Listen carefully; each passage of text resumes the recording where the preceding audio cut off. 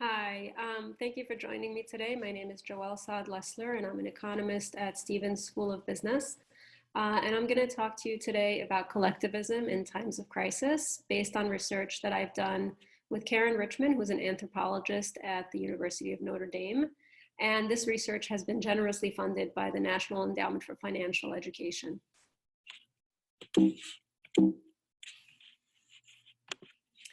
So what I'd like to first tell you about is that in this country, we face a savings crisis. So I'm going to share with you some very alarming statistics, which I'm sure you've heard about in various media outlets.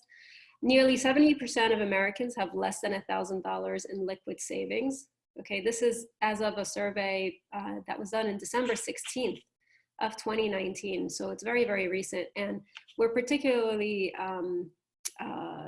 aware of this now because with the pandemic, with people losing their jobs, they don't even have enough to sustain them without immediate help from the government. And this is a serious issue, right? People should have enough saved to be able to tidy them over in case something happens. And that's exactly what's happening now. Something has happened and people are stuck.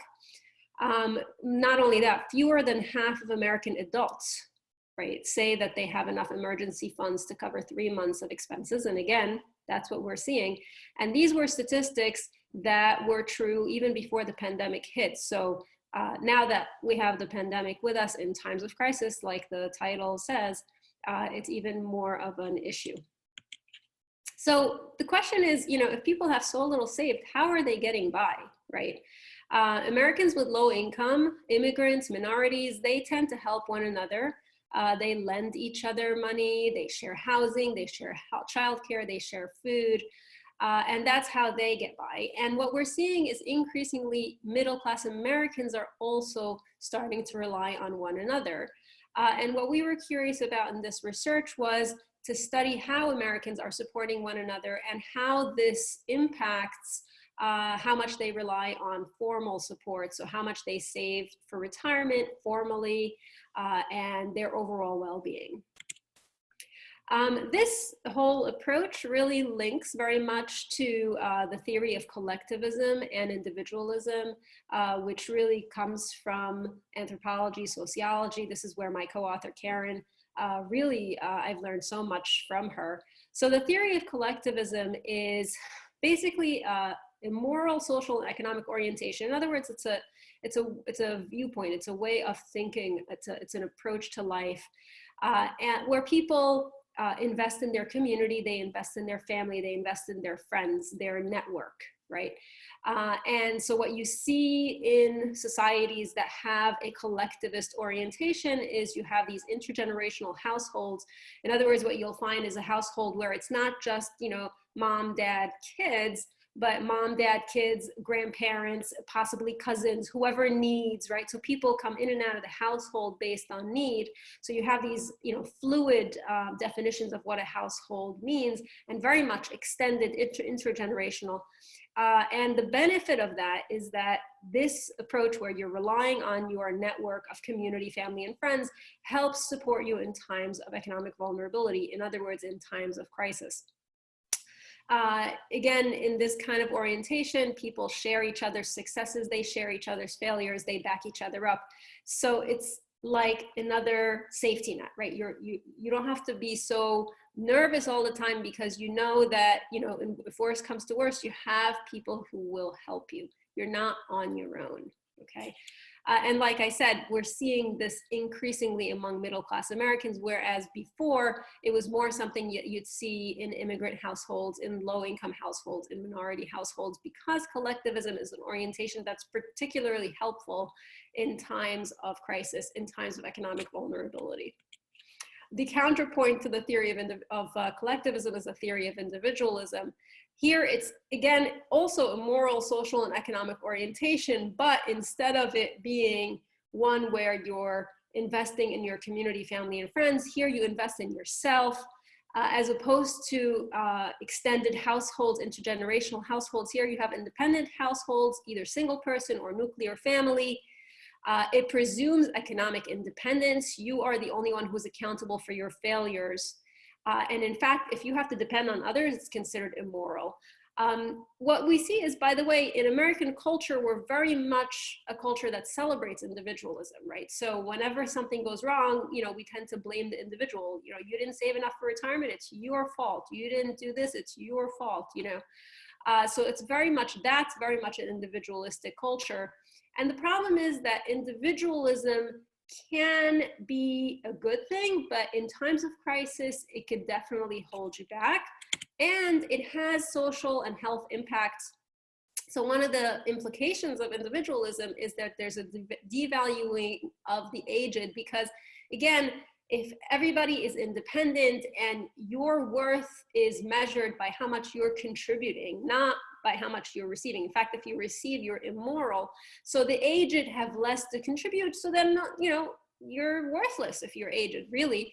And as a result, you also, because you have these, independent households that are not multi-generational, what you find is the elderly are isolated. You'll call mom or dad, a couple times a year, but otherwise, see you later. I have my own life. And what we're finding is 1/4 of people over the age of 65 are socially isolated. Loneliness is definitely an issue in this country as the demographic changes to where we have an older population. 43% of those over 60 report feeling lonely. That has, by the way, health implications. Loneliness can lead to all kinds of health issues. There was a very sad study or an op-ed that we read a couple months ago, where it said, for a lot of people in the middle of the country, the one day they look forward to every week is the day that the mail is delivered, because that's when they can actually interact with the mail person, the mail carrier. And that's just a very sad statement, right? Okay, so again, what we've looked at is, I've defined for you what the theory of collectivism is, what the theory of individualism is. And the research question that we posed was, how does collectivism affect personal retirement savings in a world where you have a formal saving system that presumes the independent individual? If you think about what the retirement savings system in the United States is, retirement is supposed to be dependent on Social Security. Social Security is very much a collectivist system, but that's just one part of what you need in retirement. In retirement, you're supposed to have saved in a pension, and also your personal savings. And the pension is, it used to be that people worked at companies where they got defined benefit plans. In other words, the company was sponsoring this plan and helping you save for retirement. But since, early 80s, really, we moved towards a defined contribution system where that retirement saving landscape has shifted towards 401ks, IRAs. IRAs are individual retirement accounts. These are accounts where basically you're on your own. You're supposed to decide how much to save, whether to save, how much to save, where to invest your money. If something goes wrong in the market, tough luck. That's your luck or lack thereof. And you have to decide how much to save so that it lasts you until you die. There's a very big issue with that, right? Nobody knows how long they're going to live, so you really don't know how much to save. So sometimes you end up saving too much, or sometimes you save too little. And then, of course, all that money that you save, it's supposed to be like in a lockbox. It's not supposed to be liquid. It's long-term. So if there's a crisis that happens, you can't even access it, actually. So, one of the things that Congress has done with this stimulus is they loosened the rules to allow people to be able to get money out. Which is great for people who need cash right now. But on the other hand, what happens to their retirement savings, right? Are they going to be able to have enough saved for retirement? Again, in a system that presumes that Social Security is there a little bit for you, but really you are responsible for the other 2/3 of that equation. So if you're telling people, hey, you have a crisis now, you can take money out of your 401k, you can take money out of your IRA, but then when they retire, if they don't have enough, you're going to turn around and say, oh, by the way, it's your fault you didn't save enough for retirement. So again, as a society, we have to decide what kind of society we want to be. And the current retirement saving system assumes a very individualistic outlook. And what the research question we posed was, how does collectivism affect how much people are saving for retirement in this kind of individualistic system, given that we believe that more and more middle-class Americans are practicing collectivism? Okay. So one question that's kind of obvious is, how do you measure collectivism, right? So, I know we spoke, I defined for you what collectivism is. It's an orientation. How do you measure that? So it turns out that we can measure it, right? And the way we measure it is through the survey of income and program participation. That's a miswritten. It's survey of income and program participation, which is a data set that is collected by the Census Bureau. And again, the theory of collectivism and individualism came from qualitative anthropology and sociology. So here, what we've tried to do in this study is to quantify it and apply economic analysis to it. So it's very much an interdisciplinary approach. Okay. So what the data set does collect is it collects data on how much support is provided, right? So we have information on how much direct financial support, in other words, money, every respondent gives to their parents, their in-laws, any children they have who are age 21 or over, any extended family members, any non-relatives. We have specific numbers for each of these. We also know whether any of these people are living in your household. So if they're living in your household, we attribute a value to how much the housing is valued at. And so that is in-kind support, okay?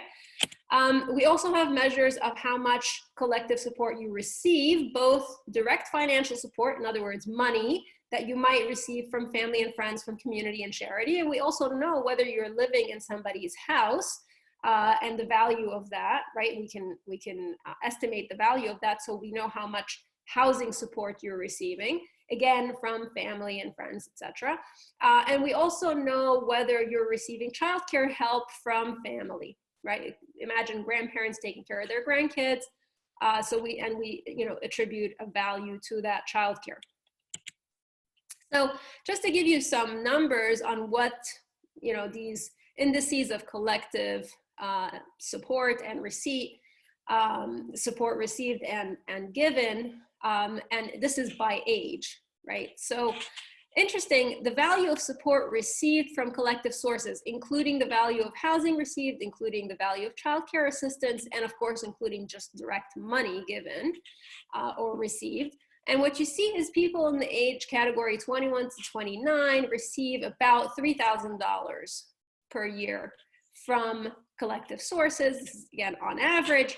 And that number goes down as you age. For people over the age of 67, they only receive on average about $509 worth of support from their community, from their network of community, family, friends.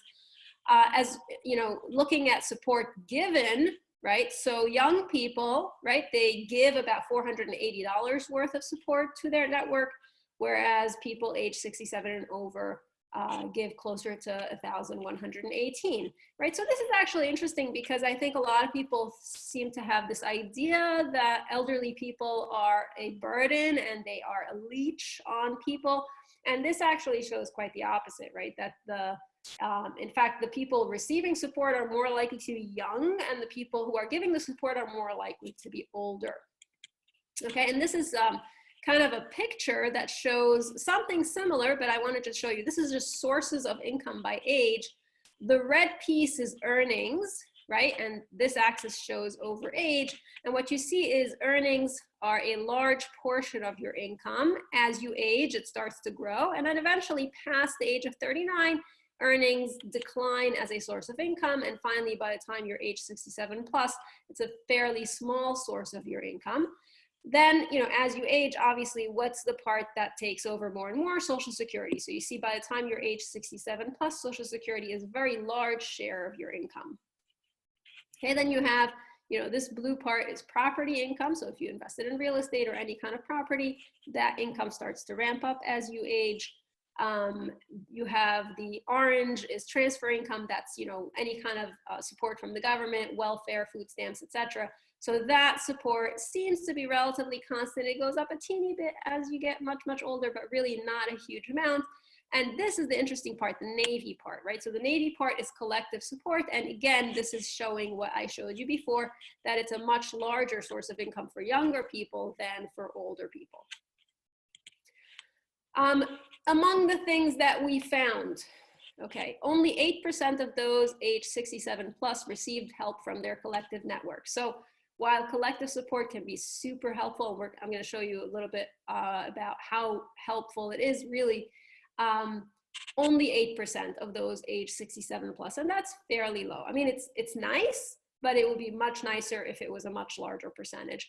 But for those who do receive support from their collective network, that support can make up anywhere from 31% to 43% of their total income.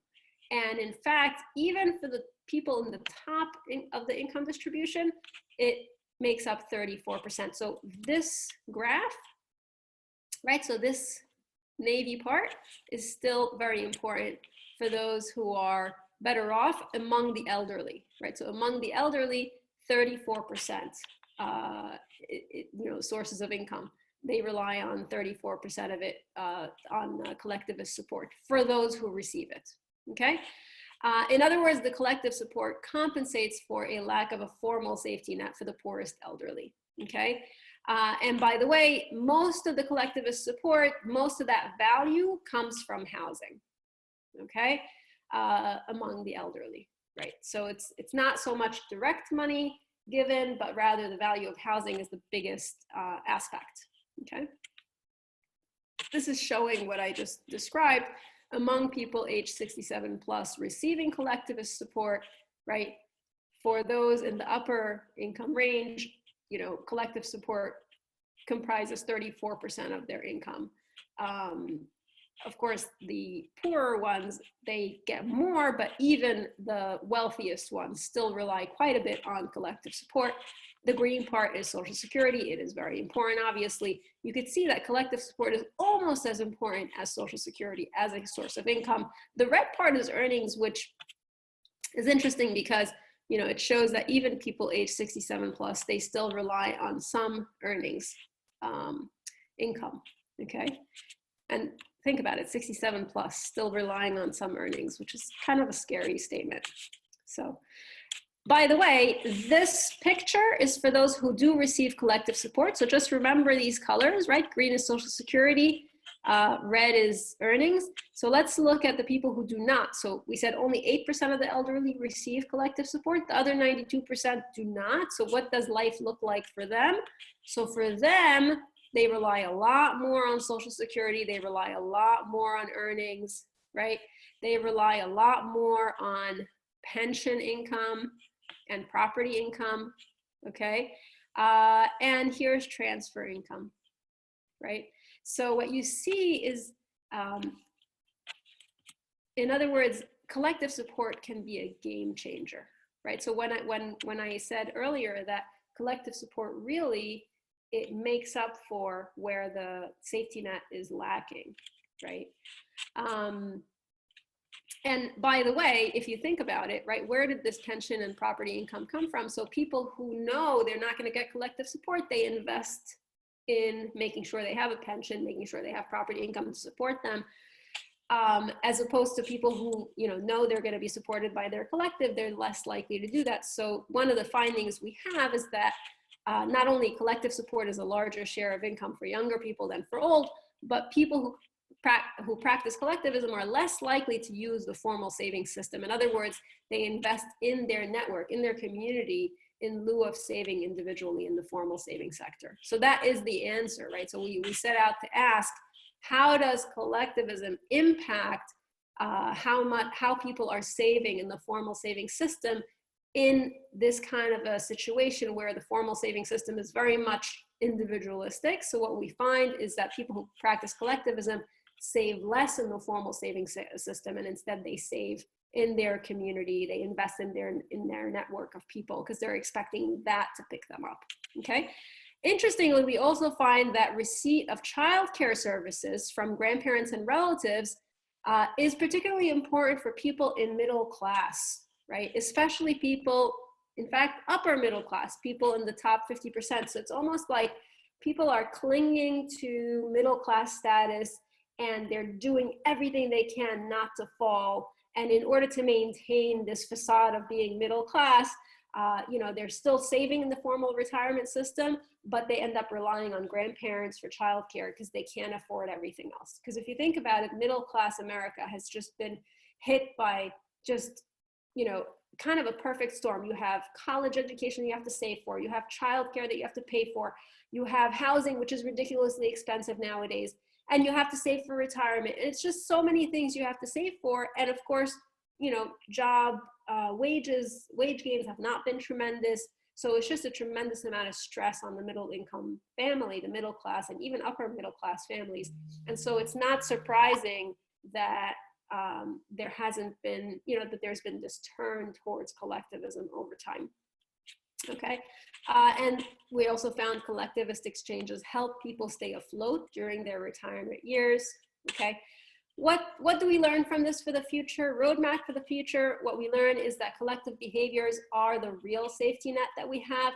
And so we should recognize the importance of that, nurture it, reward it in society. What can we do as a, you know, what can the government do towards that? The government can, for example, give people credit for taking time off of work in order to care for an ill relative, give them Social Security credits, give them paid leave in order to do that, right? These are steps that you can do to reward collectivist behavior, to encourage it, to nurture it, so that it can become more prevalent, so that it becomes higher than just 8%.